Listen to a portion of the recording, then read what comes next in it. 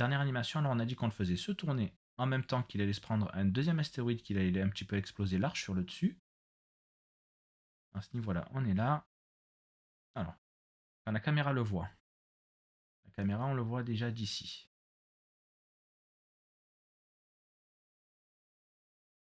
On le voit d'ici. Moi, ce qui m'intéresse, c'est que voilà, à ce niveau-là, on voit bien le dos parce qu'il y a pas mal de. Après, on verra que le lighting, ça ressortira beaucoup mieux. Il y a pas mal de formes, de différences de couleurs. Donc, cet aspect-là est pas trop mal et est vraiment sympa. Donc, ici, je vais mettre une clé. Alors, je vais d'abord l'ajouter. Vraiment que je dorme. Donc, je l'ai sélectionné. Je clique sur Track. Auto Sequencer. Il est ici, la version V2. Astéroïde. Une fois qu'on a fini l'animation, la simulation, on mettra nos LOD 1, 2, 3 tout autour qui seront plus loin. Pour l'instant, on reste que sur du 0 pour les premiers plans. Au niveau du transform, je vais ajouter pareil une clé sur la location et sur la rotation. Je vais revenir en arrière. Alors, je les sélectionne, je les passe en linéaire. Et là, il est passé en forme de triangle. Ça va être un mode d'affichage sur l'autre qui reste en rond. Hein, alors, tout début, je retourne tout début. Et pareil, sur la rotation, il est sélectionné. J'appuie sur le E. Et on va le faire tourner dans le même sens. Donc, de ce côté-là.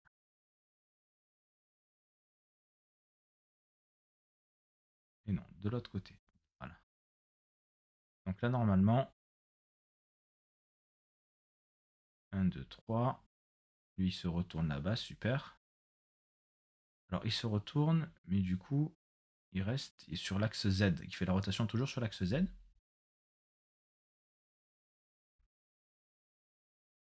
J'ai mis à moins 60. Ah, c'est bon, là, il tourne bien. Alors, par contre, l'arche, après, je fais CTRL Z. Dans tous les cas, après, je refais une passe sur tous les... CTRL Z. Là, après, je refais une passe sur tout vraiment les astéroïdes avec les bonnes locations, les animations sur chaque point clé, sur chaque image clé. La caméra s'avance toujours. Donc là, on est censé... Alors, la collision, on va la faire vraiment à ce niveau-là. Voilà, vers ici. Donc si on prend ici, là, il tourne dans ce sens, vers la gauche et vers le bas. Comme ça, on voit bien l'arche. Je vais un peu plus la mettre dans ce sens-là. Alors, là, on va avoir un souci au niveau des rotations. C'est normal, on voit qu'il fait hop, hop. Alors, pour simplifier, je ne vais pas rentrer dans les matrix, les règles de Euler, tout ça. C'est juste qu'au niveau des calculs des rotations, arrivé à un certain angle, il n'arrive pas, donc il passe de l'autre côté. Vraiment, je prends des raccourcis. Mon prof de maths m'entend, il va me tirer des couteaux dans le dos. Donc c'est pas grave, je fais CTRL Z. Donc là, on est là. Super. Et là, on tombe trop vite.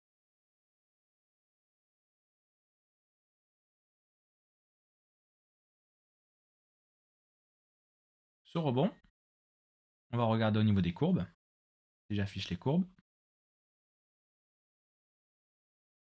Donc on va prendre au niveau des rotations. Donc c'est bien astéroïde V2. On est bien sur l'astéroïde V2. Super.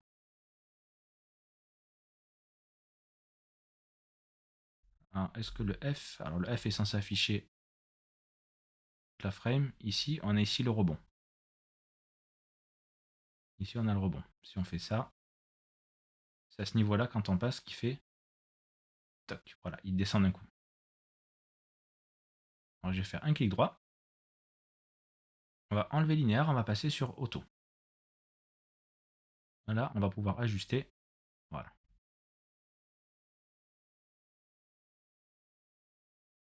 Pareil pour le pitch. Waouh, le pitch où il est cassé. Ping, c'est une balle de ping-pong. Donc pour le pitch, pareil, je passe en auto. On va un petit peu adoucir.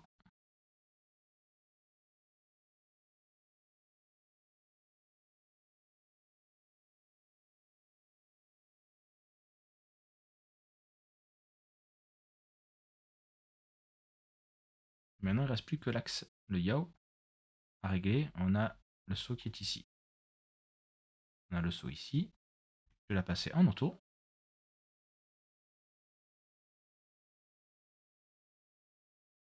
Voilà, c'est déjà mieux.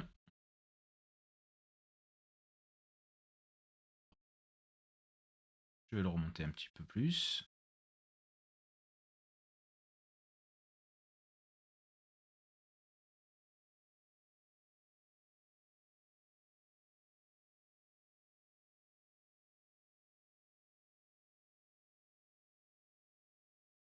Ça passe un peu mieux.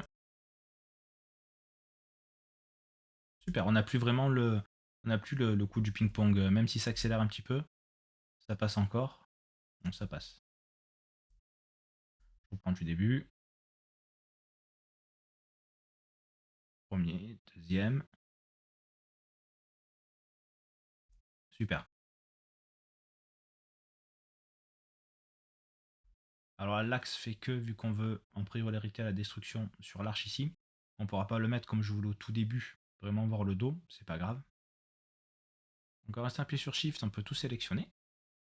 Ici on a une petite bosse qui est pas, une petite courbe qui est pas top top. Je vais sélectionner le vert, voilà, pour la mettre droite.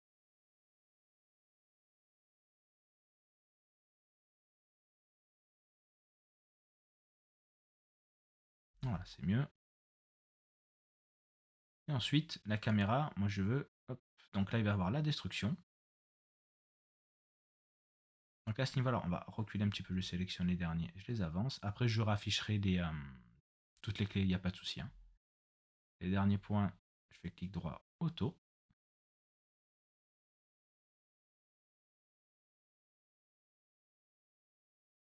Parfait. On a bien smooth enfin. Et pour la technique, arriver à peu près à ce niveau-là, du coup quand l'arche va se casser, quand tu vas voir la simulation, ici ces courbes-là, elles n'existeront plus. Ce sera un autre mesh, celui-ci n'existera plus, et ce sera l'animation d'Houdini qui sera bake directement dans la FBX, où on va avoir des éclats, des projections, tout ça. Donc cette animation-là, après, c'est pas gênant si elle continue tout droite, qu'elle s'arrête. Je vais la faire continuer à la limite sur quelques frames, jusqu'à la fin, 10, pour avoir vraiment un smooth.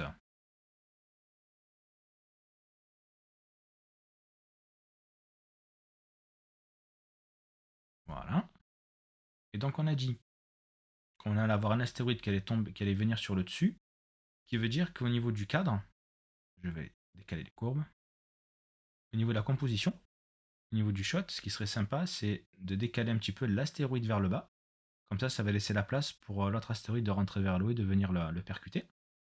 Donc à ce niveau-là, on veut garder la même hauteur. Donc pour l'instant, il est bien dans le champ de la caméra. Donc je vais ajouter sur la location, une clé ici. Normalement, il était déjà, mais par précaution, j'en remets une. Je clique. Et à ce niveau-là, alors on va le faire descendre un petit peu. Je le descends un tout petit peu.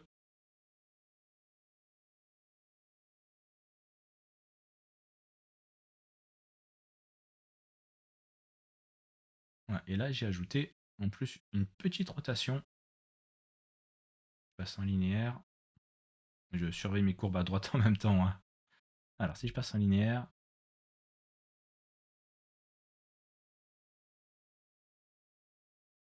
de toute façon, il va être percuté vers ici, à peu près à ce niveau-là. Alors, ce qui serait bien, au niveau de la rotation, c'est que je fasse un peu plus, une rotation. On la connaît bien de profil pour bien avoir pour bien voir que l'arche fracture.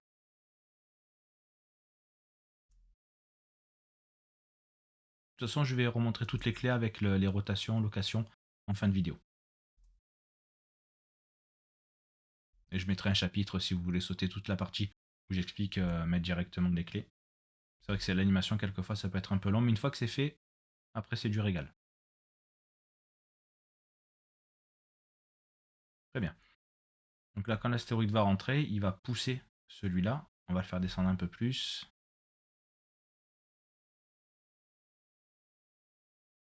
Voilà, carrément sur le tiers du bas. Parce que l'explosion va être ici. L'impact va être ici, donc on va avoir pas mal de jets de débris, de matière. L'astéroïde qui se fissure. Et aussi l'astéroïde du haut. C'est pour laisser la place vraiment, on VFX sur le côté. Alors là, il descend d'un coup, parce qu'ici, j'ai ma clé en location qui est à ce niveau-là. Alors, c'est sur l'axe Z. Donc, dans le transform, location, axe Z, voilà, à partir de là, il plonge d'un coup. Alors, on va les passer en auto. On a les icônes ici. On va le mettre en auto, automatic tangent. Je sauvegarde, je peux le fermer. Voilà, après il descend, mais dans tous les cas, il y aura l'autre astéroïde. L'autre astéroïde va rentrer dans le champ à peu près ici. Il descend encore un petit peu rapidement. Location.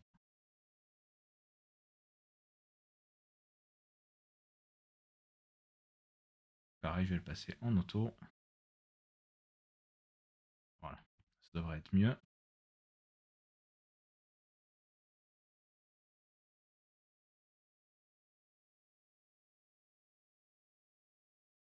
C'est déjà mieux.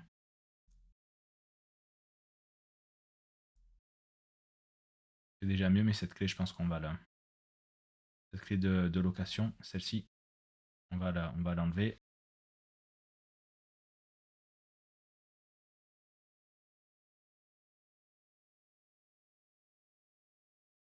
Voilà, c'est mieux. On n'a pas ce souci de l'astéroïde qui descend d'un coup, ce qui part du début. Et à la limite, le deuxième astéroïde, on le fera rentrer dans le champ à peu près à ce niveau-là. Jusque là, il y a du vide. On va à peu près rentrer à ce niveau-là en le faisant descendre et venir percuter l'autre astéroïde. Et venir casser l'arche. Donc, pour le résumé des keyframes, je vais agrandir celui-là. Je vais le mettre au début. Je vais remettre dans l'ordre des astéroïdes, donc le V0, je vais le mettre au début. Ensuite le V1, le V2 et V3. Pour l'astéroïde V0, dans les transformes, on va avoir au niveau de la première clé, alors c'est par rapport à la tête de lecture. Ici, on va avoir les informations qui sont affichées ici aussi. Ce sera plus facile pour lire. Donc on peut le mettre à cette location et à cette rotation. Et lorsque je vais sur la clé suivante, on va avoir ces informations. Elle est sur la frame 143. On peut se repérer de cette façon. Ensuite, l'astéroïde V1. Donc pareil pour les transformes. Donc j'ai sélectionné l'astéroïde V1. Je me mets au tout début. On a cette location et cette rotation sur la frame numéro 1. Ensuite, je vais sur la prochaine keyframe. Alors, je peux cliquer plutôt sur le transform plutôt que sur location rotation. Donc on a ce niveau-là. On est sur la frame 57 et on a ces valeurs. Ensuite, l'astéroïde V2. Donc je vais passer sur la frame 1. Là, je suis sur la frame 1. Sur la frame 1, on a ces informations de location et de rotation, ces valeurs. Prochaine clé, on va avoir ces informations-là, ces valeurs. La clé suivante, on va avoir ces valeurs. La clé suivante, ces valeurs. Du coup, ce c'est que de la rotation. La location reste la même. Donc là, je suis sur la frame 140 et là, on est sur la frame 179 avec ces valeurs de location et de rotation. Et le dernier astéroïde, je repasse au début. On a ces valeurs au niveau de la location et de la rotation sur la frame numéro 1. Et ensuite, frame 110, on va avoir ces informations, ces valeurs de location et rotation. Je vais sauvegarder. Je rebaisse ça. Je fais un dernier petit check.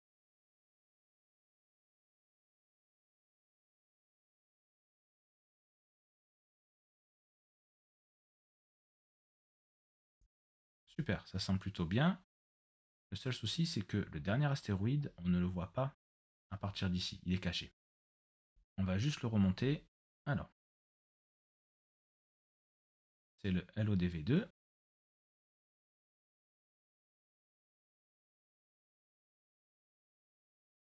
Donc là, je me mets sur la frame 140. J'ai sélectionné le V2, le LOD0 V2, pardon. Je le remonte un petit peu à ce niveau-là. Pour le voir dans le champ.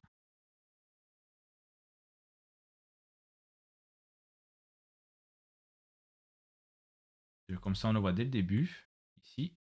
Et là, on va faire le choc, poum, il va redescendre tout seul. À savoir que lorsqu'il y aura l'animation, lorsqu'il y aura la simulation, l'animation là ne marchera plus. Donc la dernière clé d'enregistrement pour l'astéroïde V2, c'est au niveau de l'allocation. Donc j'ai ajouté une clé au niveau de l'allocation.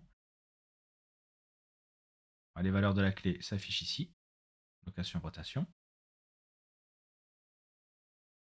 Ensuite, on a ces valeurs-là. Et pour terminer, on a ces valeurs-là. Alors maintenant, on a nos astéroïdes. J'ai juste refermé les menus.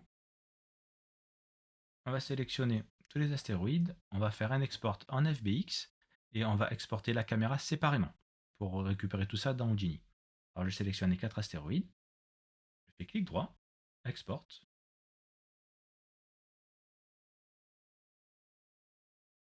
Là, on est dans notre dossier Houdini, dans le dossier du projet Houdini. Et pareil, j'ai From UE. Je vais créer un dossier, New Folder. Je vais le nommer astéroïde, underscore cinématique, underscore V01. Dans le nom, je vais marquer astéroïde. Je viens de remarquer, ce qui était bizarre quand j'ai importé du coup dans Houdini, les astéroïdes fonctionnaient bien, mais la caméra ne démarrait pas tout de suite son animation. Je viens de m'apercevoir qu'ici, j'ai le start, et à ce niveau-là, dans la séquence shot 1. Donc je mets mon début, si j'appuie sur le début, il revient là, j'ai dû cliquer dessus sans faire exprès. Donc si jamais vous avez le début qui n'est pas qu'à la 0 qui est ici, sur la caméra, quand on va l'importer dans Houdini, on va avoir toute cette partie d'animation de la caméra où il n'y va pas avoir de clé. Faire attention quand on exporte, de bien avoir le début de la scène ici, le début du shot. Si je vais dans séquence master, j'ai bien tout au début aussi. Super, alors je retourne dans le shot 1. Donc ici je sélectionne bien la cam 01. Je fais clic droit, export. Je la mets dans le dossier toujours Restore cinématique V01, cam 01, donc j'écrase l'ancienne. Format FBX. Les options sont toutes décochées par défaut. Export. Maintenant du côté d'Houdini, alors on va ramener Houdini ici. Je suis dans le contexte Object. Vous n'avez pas encore tout ça comme setup, ça c'est pour la suite. C'est vraiment pour la suite au niveau de la simulation, un petit peu d'avance. Donc pour l'instant, tout ça, vous ne l'avez pas. On va le mettre sur le côté. Ici, je vais faire tabulation, je vais marquer agent. Il y a plusieurs façons d'importer des FBX. Pour les astéroïdes, on va utiliser le node agent. Généralement, c'est pour du crowd, mais moi j'aime bien utiliser celui-là. C'est pour la simulation de full. Et pour la caméra, on va importer différemment. Donc j'ai créé le node agent.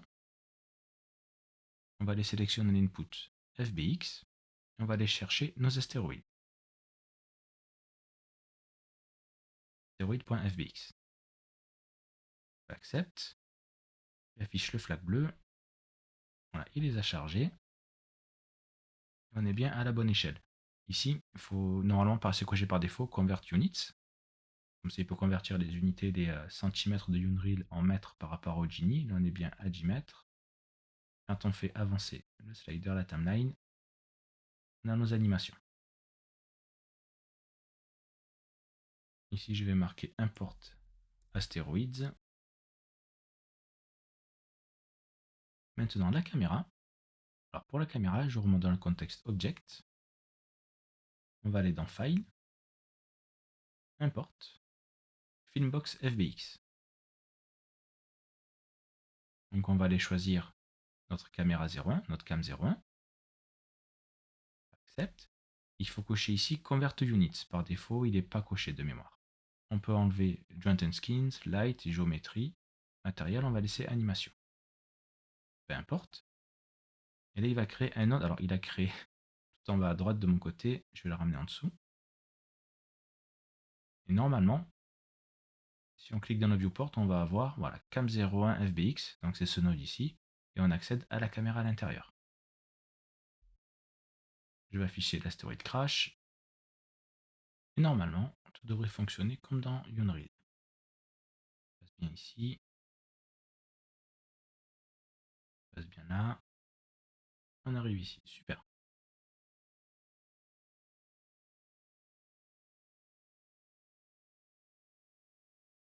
Alors si jamais il y a un petit souci au niveau des rotations, si la caméra passe à l'intérieur, s'il y a des petits décalages, n'hésitez pas à retourner sur Unreal et à bien faire les vérifications. C'est-à-dire à faire en sorte que le curseur soit bien au tout début et que la cinématique commence bien ici.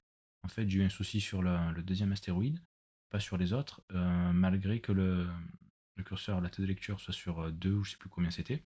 En fait, le premier passait bien et sur le deuxième, j'avais la caméra qui était à l'intérieur ici, et alors que les autres ont fonctionné. Donc n'hésitez pas à revenir au début, bien vérifier, à resélectionner, à faire un export à nouveau et réimporter dans Houdini. Et normalement, vous devriez avoir la même chose que j'ai ici. Et maintenant, on est prêt pour commencer la simulation. Allez, un peu de VFX. Mais ça, ce sera dans la prochaine vidéo. Je suis trop fatigué. À toutes.